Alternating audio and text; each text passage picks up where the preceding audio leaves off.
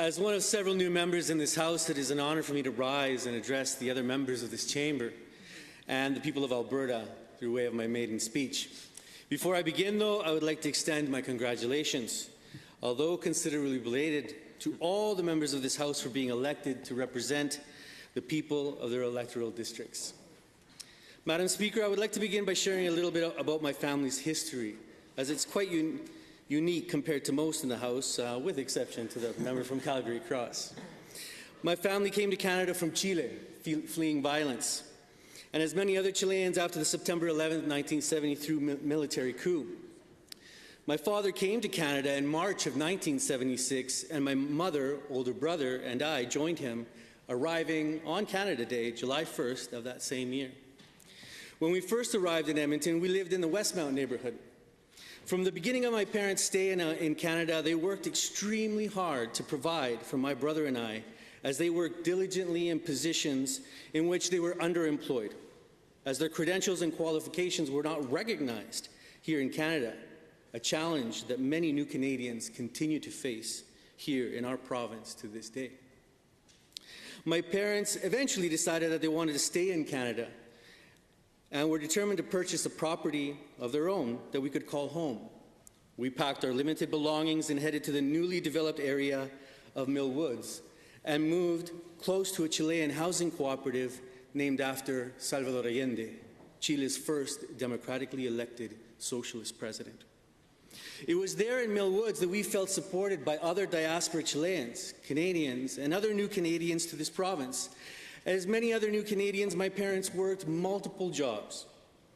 They worked a 9-to-5 during the day and then did a number of janitorial contracts during the evening. For 17 years, my parents worked day and night to make ends meet and make sure that my brothers and I would go without need. Some evenings they would come home tired around 11 p.m., only to prepare for their job the next day. When old enough, I began to join them so that I may also do my part to support the family. It is from these humble beginnings from which I came, an experience I share with many other new Canadians from the electoral district of Edmonton-Ellerslie. As some may know, Southeast Edmonton has a high demographic of new Canadians. Many immigrants and permanent residents continue to move into the district to build their homes for them and their loved ones. The area truly is a cultural mosaic of many different ethnicities.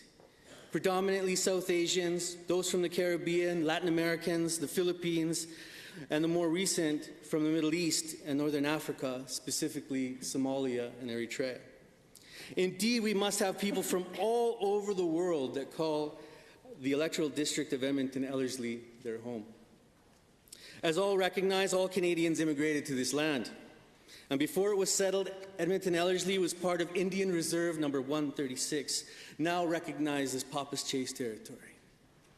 I'm happy to say that Chief Calvin Bruno, chief of the Papa's Chase, and I have become brothers through our common work in the community, which was solidified by our participation in the Idle No More cultural movement, focused on engaging all treaty people to learn about our common history and to find a path forward in the traditions of the First Nations people.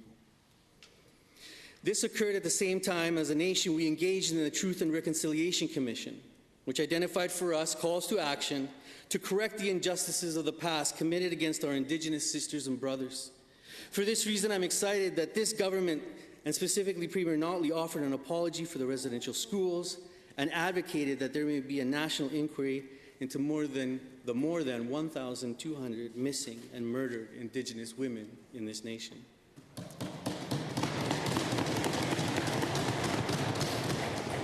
I'm excited that she was also called on each ministry to implement how they may implement the United Nations Declaration for the Rights of Indigenous People, as well as the calls to action of the Truth and Reconciliation Commission.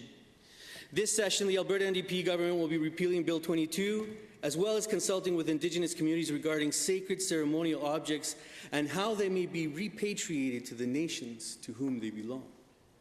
It is important that new Canadians learn about the First Nations, Métis, and Inuit peoples of this land and the obligations of Treaties 6, 7, and 8 as we move forward to build a stronger province which celebrates diversity, pluralism, and inclusion. Now, I've spoken at great length about new Canadians. However, it should not be misconstrued. I am here to serve each and every constituent of Edmonton Ellerslie, no matter their race, color, sexual orientation, language, religion, political or other opinion, national or social origin, property, birth, or any other status. This is a principle upon which I will never falter, as it is my duty to do so as part of our free and democratic society. Edmonton Ellerslie is home to many young families. It is common to see children accompanied by their parents playing in the many playgrounds throughout the constituency. Whether when I was door knocking in 2012 as a candidate or when I continue to door knock in the constituency to this day, childcare continues to be a top priority for the people of Edmonton Ellerslie. I'm eager to help usher in change to the new Ministry of the Status of Women, providing Albertans with access to quality and affordable childcare in a financially responsible way. I also hear from constituents that education is an important priority for them. Edmonton Ellerslie currently has 2 K-9 schools south of the Anthony Henday that are considerably overcrowded. The good news is that 3 of the new schools are slated to open in that area of the district in September of 2017. Parents, however, are also concerned with regards to assessments for their children with special needs and how their children may be better served within the education system. There are challenges, but I'm sure that by working together with the Minister of Education, we will find the appropriate solutions. My constituency is also home to many seniors, and I'm eager to identify and work towards reducing the burden for our seniors as we move forward. They passionately express their desire to age in place. They don't want to lose their connection to their loved ones and to their community. Madam Speaker, one of my passions as a community organizer before becoming an MLA was mentoring and guiding youth and young adults interested in creating social change. I'm happy to announce that I'm continuing to do just that. This past month, along with my constituency staff, I launched the End Domestic Violence Edmonton Ellerslie Youth Mentorship Program. The program kicked off with 9 participants between the ages of 12 and 24. The program consists of 4 full-day workshops dedicated to educating the participants on the issues surrounding domestic violence and how they may be addressed. The learning includes equipping the youth and young adults with the skills to be effective leaders and community organizers. Utilizing Stephen Covey's The 7 Habits of Highly Effective People, the training aims to empower and encourage young men and women to be more active in their communities and use their knowledge and skills to generate positive change. I also designed a mentorship program to further discover the details on gender equity and social justice, as well as providing opportunity for young leaders to develop crucial life and career-building skills. All this while establishing a working relationship with their MLA. In Canada, women are 3 times more likely than men to be killed or to be sexually assaulted, choked, beaten, or threatened with a weapon by their partner. The majority of women who experience violence report that their perpetrators were male. These are appalling facts that urge us to mobilize our communities to finally end violence against women once and for all.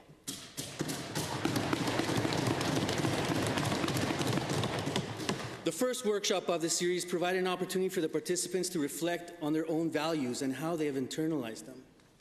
They also embarked upon the process of discovering how gender stereotypes are socialized constructs put on us by society and how those stereotypes are not biological in nature.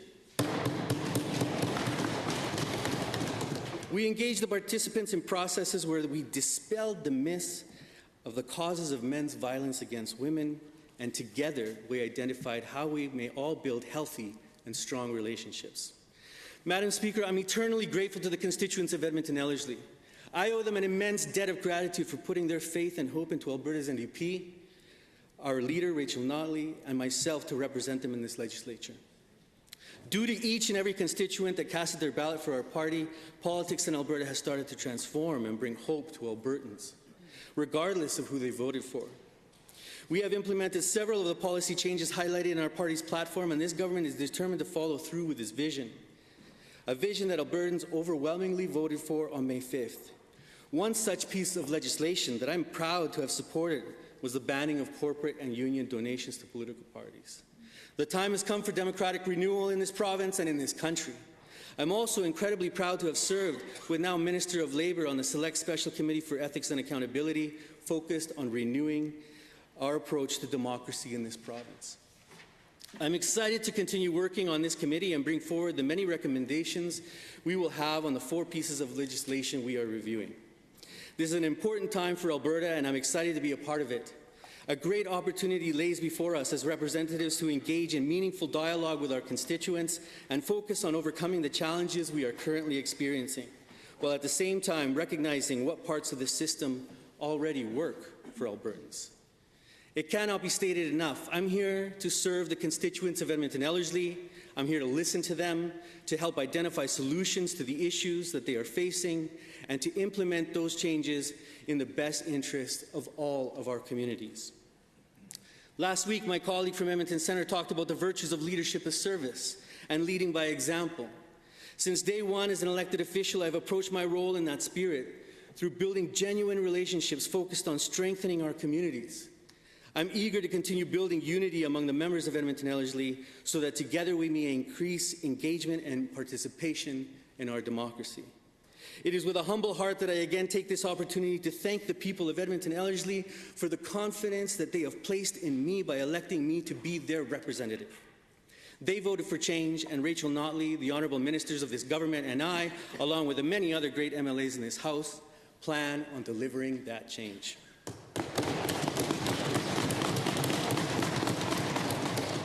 Madam Speaker, I am and always will be a proud democratic socialist. However, I must be clear, I have never been dogmatic.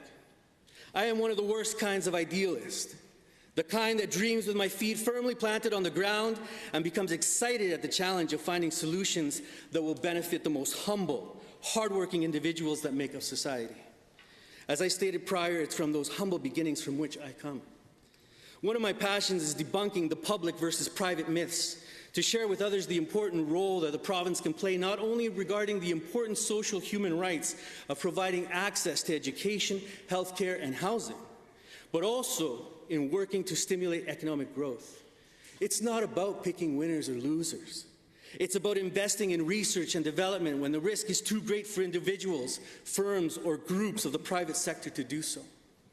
It's proper that the provincial agencies and post-secondary educational institutions play their role by innovating and introducing new technologies that explicitly fit into the new course that the government may envision.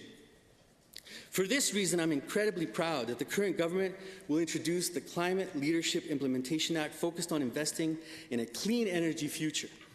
This investment plan will fully recycle revenues from Alberta's carbon levy into renewable energy, innovation, public transit, and other measures that will reduce the carbon intensity of our economy. This, coupled with the work of the Energy Diversification Advisory Committee focused on promoting innovation and efficiency, will strengthen the oil and gas industry, which has and will continue to be for years to come, be the backbone of the Alberta economy.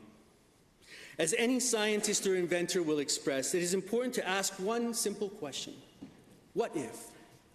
What if begs that we change our perspective, that we look at the problem in a different way so we may find a solution that has been staring us in the face all along, but we were just too figuratively blind to see it.